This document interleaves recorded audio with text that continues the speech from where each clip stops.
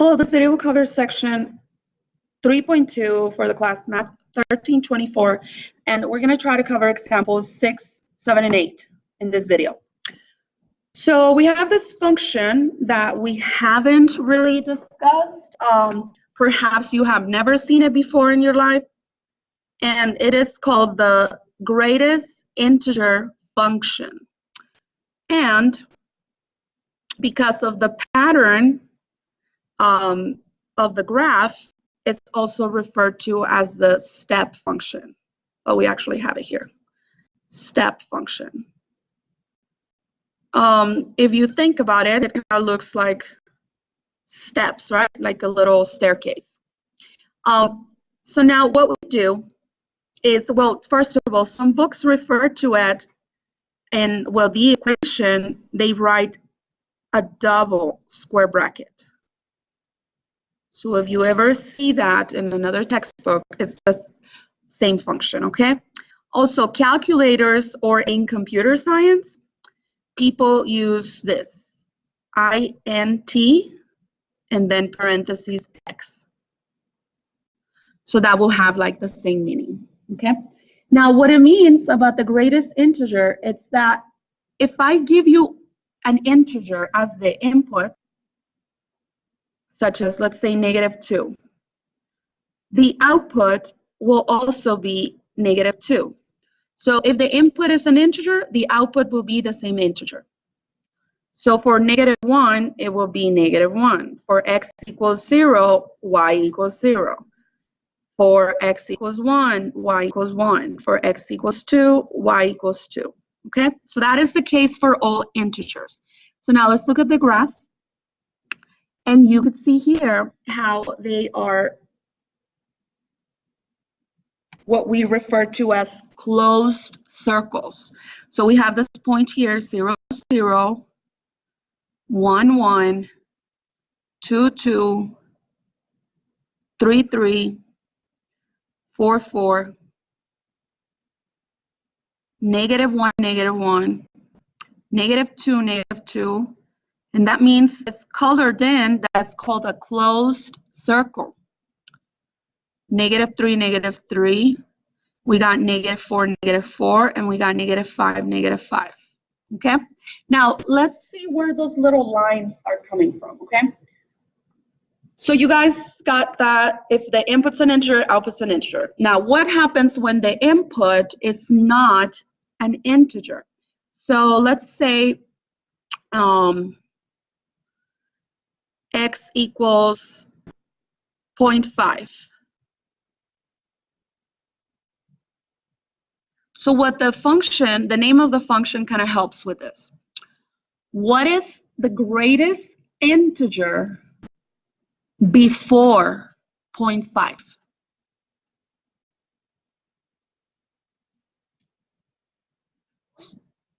Well, you guys are thinking about rounding up. Think about if you had to round down. 0.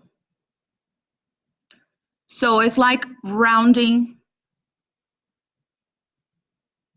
down. So even if I put like a 0.2, it will be 0. If I put a 0.9, although it's closer to 1, we want to know the integer before 0.9. So that will be 0. So another way to think of it is, I don't know, you're kind of young for this, but if you guys have heard this Beyonce song, to the left, that's what I want you to think of. Have you heard of it?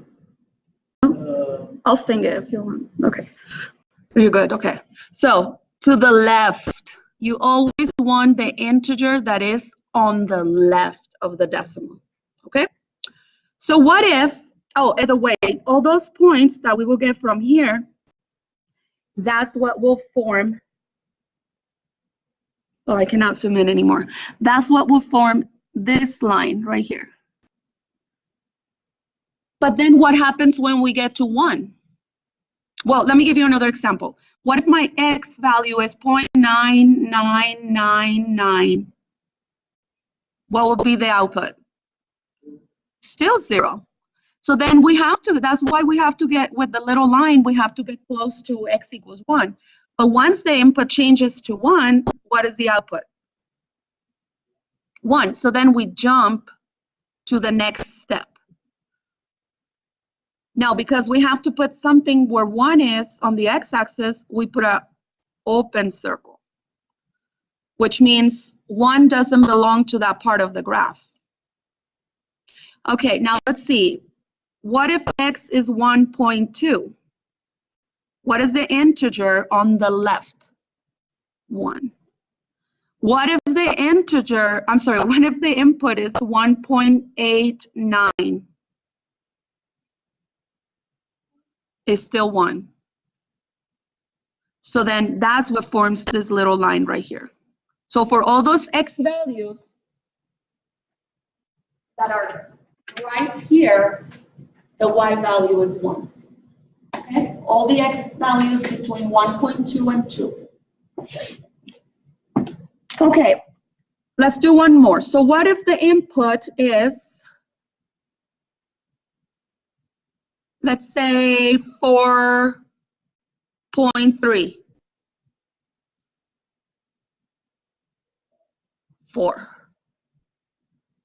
And that will be like 4.3 is like somewhere here for the x value. So we will get that y value right there.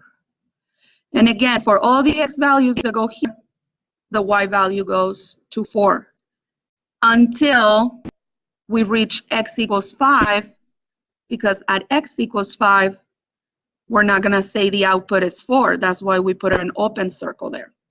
And if I wanted to plot that point, it will be here, a next jump. All right? Now, how could we, let's move on to the left side. So on the left side, the left side of the y-axis, or our negative numbers, negative x values. So right here. Let's do this one first. So Rudy, give me a number, a decimal, that is in between -2 and -1. Like -1 point, no, between -2 and -1. Okay, -1.2. So now, what should my output be? -1 or -2?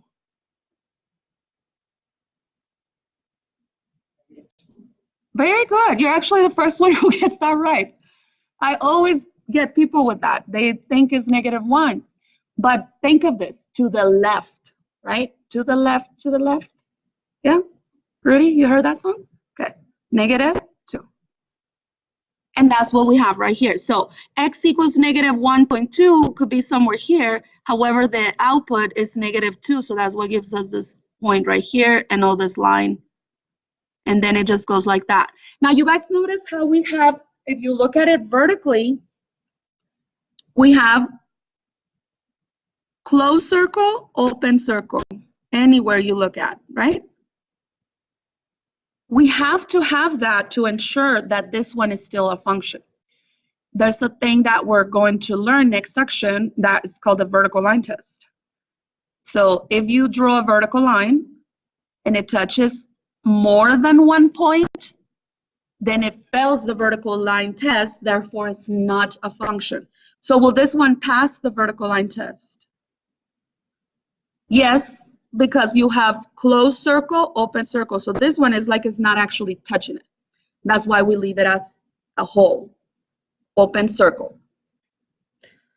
Okay, now are these functions useful at all? Yes, they are. Okay, so be honest with me and tell me, raise your hand if you have ever mailed a letter in your life. Oh, okay, I'm proud of you. Okay, because I have some classes that they're like, what does that mean? How about a package? Yeah, right, okay. Now, back in the day, at the U.S. post office, you had to pay for your delivery of a package based on the weight, correct? Now they have this, what is that, flat rate box. So they don't really care about the weight of the package, but the volume of the package. So, but however, still to mail stuff internationally, you still have to go by weight because of, international travel and all that. So this problem is about, I'm going to read it. To ship a first-class package to Brazil in 2016, the post office charged a fee of $13 for the first 8 ounces. Then $9 for an additional 24 ounces or less. Then and then they will go up 9 for the next 24 ounces or less. And then we have one more.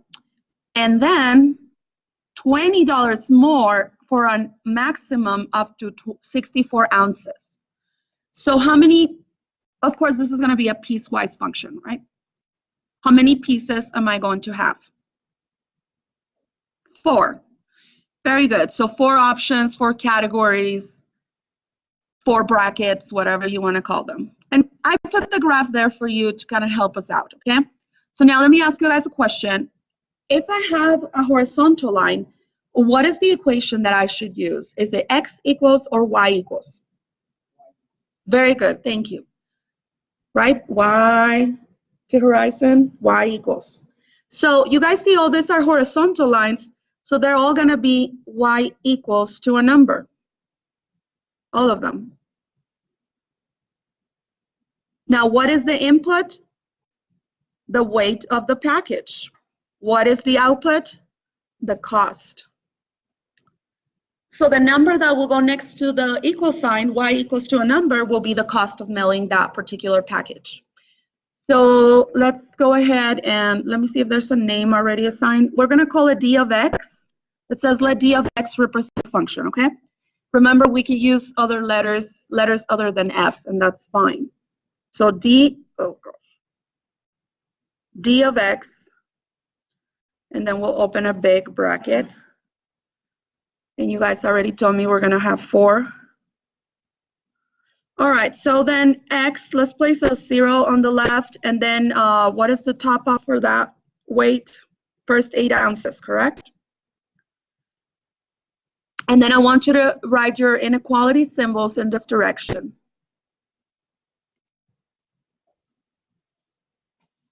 Okay, for that, the price is just 13. So that is what goes here for this line. Now, should we include 0? No, right? Who will mail a package that is 0 ounces? No one, right? I hope. So then I'm going to get rid of that equal part. And if you see on the graph, we have an open circle there on the y-axis, right? Do we see it? Okay. Now for the next, now we jump to the next price. And the next price is telling us $9 extra. So that will be, for this equation, we're going to have to use 13 plus 9. And that will give us 22. So now we're going to place 8 on this side and x in the middle. And that range will go for an additional 24 ounces. So 8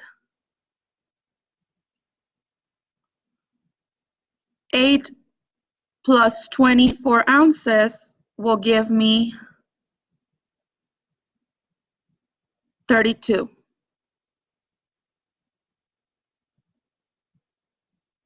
So that's the number I need here, 32. Now, you place your inequality symbols in the same direction. However, should I put x is greater or equal to 8 or just greater? Only greater because we already have 8 belonging to this one, right? So even though we have 8, the number 8 written twice, it only belongs to this one here. Okay. Then we jump, right? Once we pass 32 ounces, we have to move on to the next price. So, and remember, this is money. Money. Okay, so let's read our next statement. It says $9 for the next 24 ounces. So now, if we add, we're already at $22. If we add $9, we're going to get $31. So now let's place our 32 here. And then here, I'm going to be honest with you guys, I'm not very comfortable with this statement, the way it was worded, because it says for the next 24. So to me, that meant like 32 plus 24, right? That's what makes sense. However, they're stopping at 48 if you look at your graph. And I checked the book and I read it, and it doesn't give a good explanation for it. So the best thing I can think of is that they're considering this 24 plus another 24. That's what I'm thinking. I mean, that's the only thing that makes sense to me. Unfortunately, I don't have a better explanation. So we stop at 48 and we don't include 32, okay? For the ounces. Now the last one is easy because we already know we're going to go past 48. X will be greater than 48 without including 48 because 48 is already part of this one. And then it says up to 64 ounces.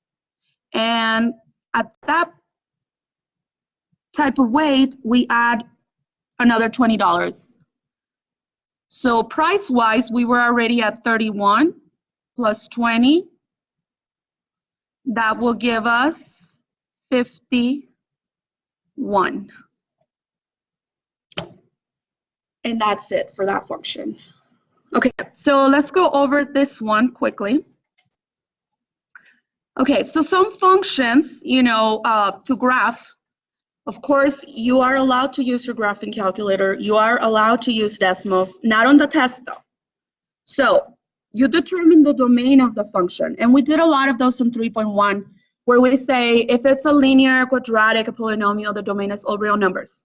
However, if it's like a rational like this, what do we say? That x cannot equal 0.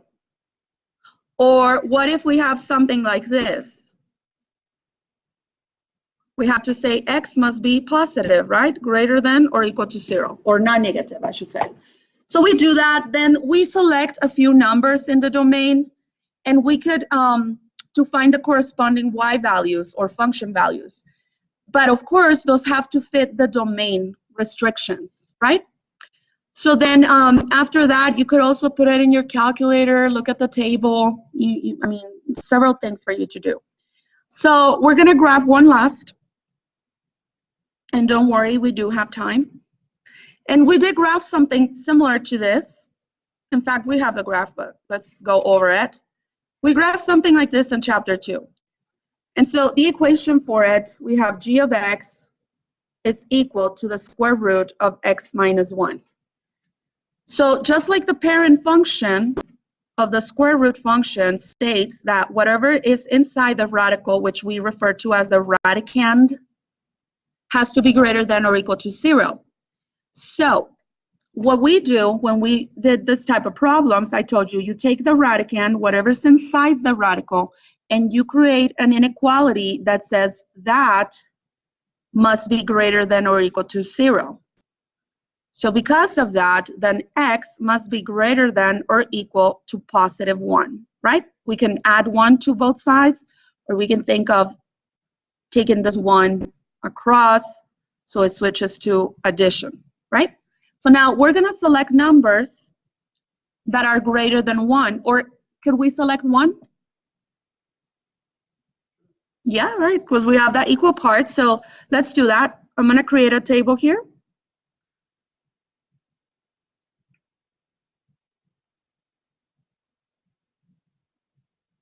So let's see. The first number select is 1.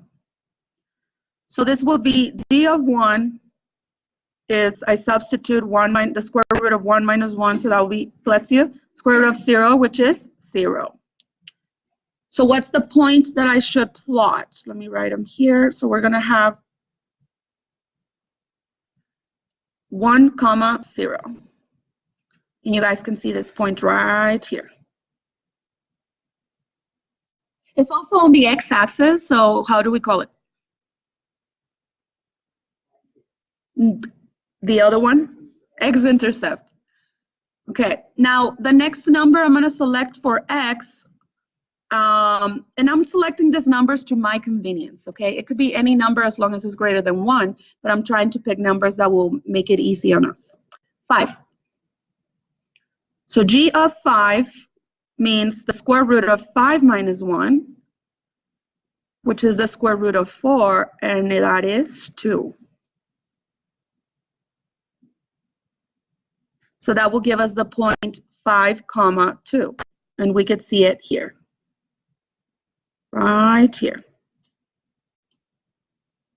Okay, now let's pick one more. That will be 10. So g of 10 will be the square root of 10 minus 1, which is the square root of 9, which is 3.